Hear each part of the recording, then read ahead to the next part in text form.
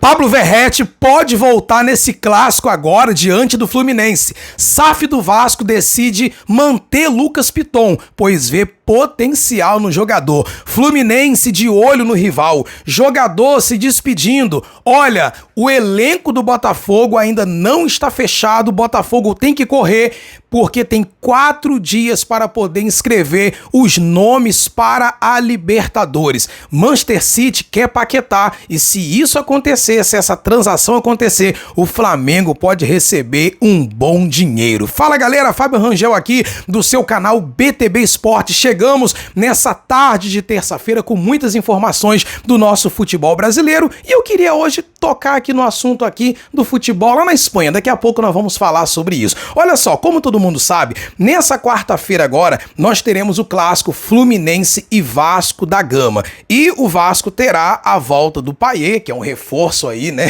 sem comentários.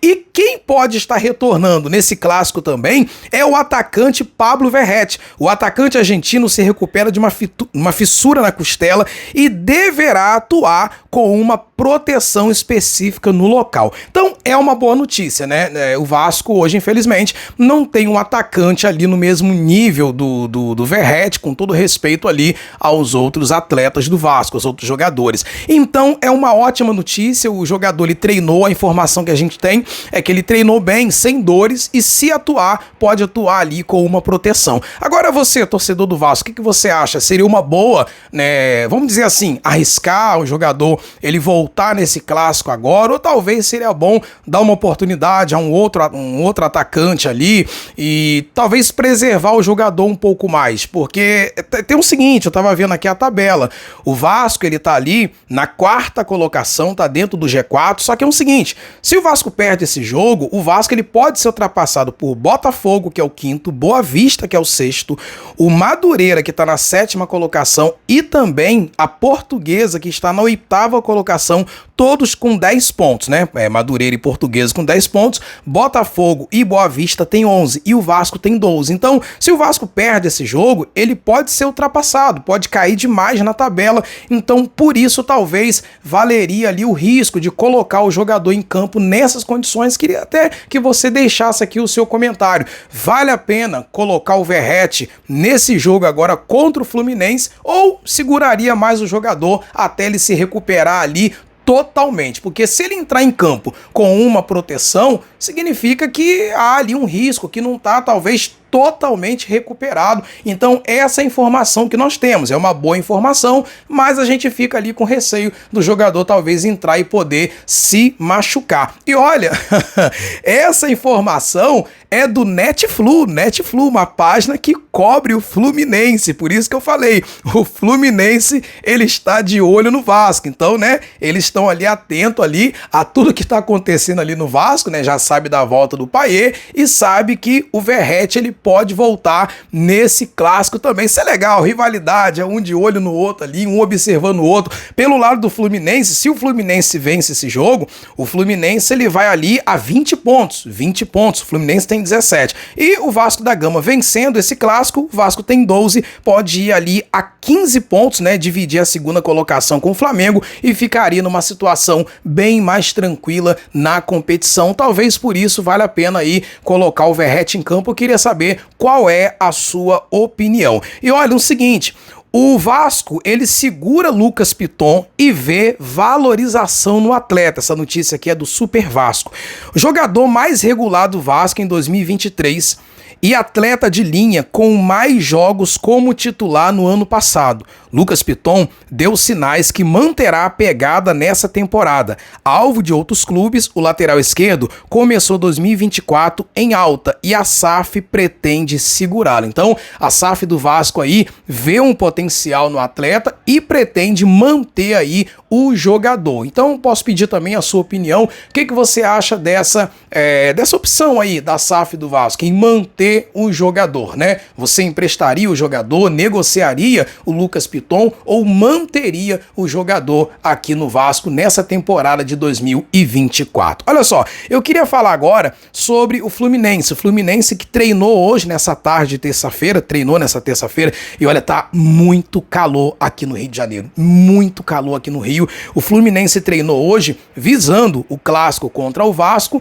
e visando também a final da Recopa Sul-Americana, né? E o Fluminense, ele tem um jogador que se despediu. Trata-se do Daniel, tá dizendo assim, ó, em rede social, Daniel se despede do Fluminense. De saída do Fluminense, Daniel fez uma postagem em seu perfil no Instagram, se despedindo do clube de coração. Revelado em Xerém, o meia deixa o tricolor para reforçar o Atlético Goianiense e eu já desejo aí muita sorte para o jogador. Na publicação, Daniel se declara, né, ao Fluminense e admite quão difícil é se despedir pela segunda vez do clube. E também fez agradecimentos, comemorou o fato de ter feito parte da campanha que terminou no título que era sonho de todos os tricolores. Então, o jogador se despedindo aí, vai jogar no Atlético Goianiense e a gente fica aqui torcendo para que venha dar tudo certo para ele. Como falamos aqui, Fluminense é o líder da competição com 17 pontos e o Fluminense vai buscar o tricampeonato. O Fluminense ganhou aí as duas últimas edições do Campeonato Carioca e vai em busca do tri e já é líder da competição, mas o Diniz já deixou bem claro que as atenções do Fluminense também estão voltadas aí para a final da Recopa, pode ser mais um título internacional pintando aí no Fluminense. Olha só, o Flamengo pode lucrar aí algo de 20 milhões, mais ou menos, pela venda de Paquetá, porque o Manchester City, novamente, está ali sondando o jogador e pode ser que aconteça uma negociação em torno aí de mais ou menos 500 milhões. E a informação é o seguinte, o Flamengo tem direito a receber 4% de qualquer transferência do atleta. Se o craque for vendido, realmente por esse valor aí, aproximadamente 500 milhões, o Flamengo embolsaria algo de 20 milhões de reais. O Flamengo, que já está muito bem financeiramente, imagina aí do nada pingando essa quantia aí de 20 milhões para reforçar o rubro-negro. E a informação que nós temos aqui também é que o Matias Vinha, ele pode estrear contra o Boa Vista, né, no próximo jogo, no dia 20, né? No dia 20, o Matias Vinha, ele pode fazer a estreia pelo Flamengo. O Flamengo que tá muito bem na lateral esquerda, já tem ali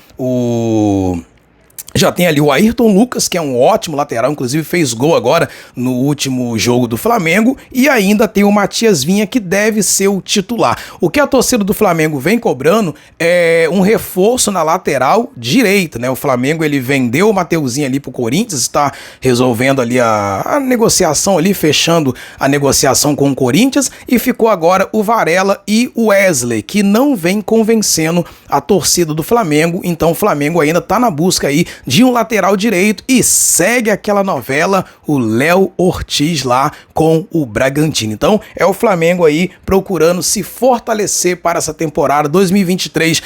Não foi uma temporada boa pro clube, o clube infelizmente não ganhou nenhum título, financeiramente muito bem, mas não ganhou nenhum título, então o Flamengo vem se reforçando para conquistar títulos nessa temporada de 2024. E por falar em se reforçar, eu quero falar sobre o Botafogo. O Botafogo não vê o elenco fechado. O Botafogo não vê o elenco fechado há 4 dias da inscrição para a Libertadores. É uma notícia do GE.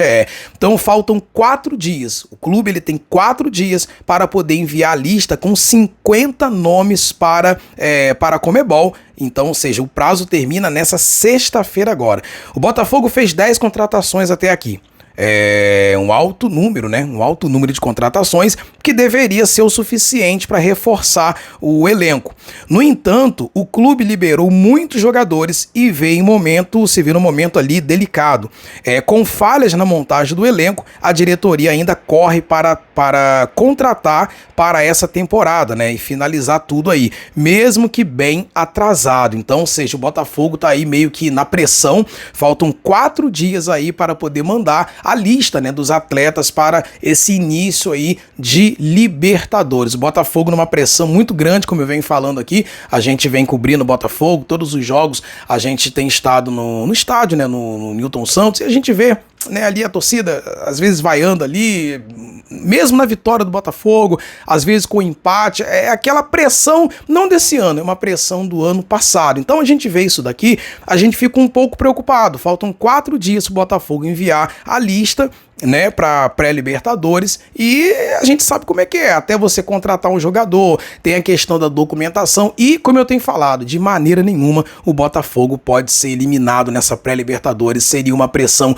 muito grande para o clube. Então a gente tá nessa expectativa aí do Botafogo se reforçar para o restante da temporada. E olha, por falar em reforço, eu tava vendo aqui mais cedo aqui uma página, rapaz, do Corinthians, né, uma página do Corinthians falando o seguinte: esse Bagre, colocaram na página lá, né?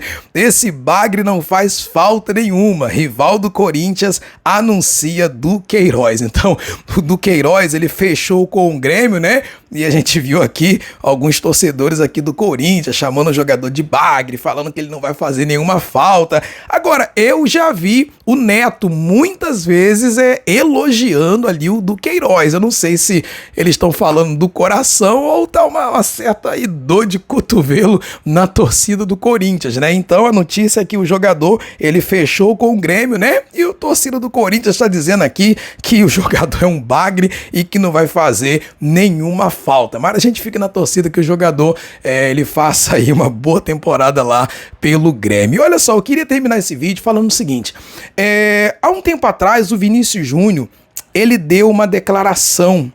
E ele falou o seguinte, na declaração dele, ele disse o seguinte, que ele tem a expectativa, ele torce para que um dia todos os torcedores do Brasil, que todo brasileiro venha torcer por ele.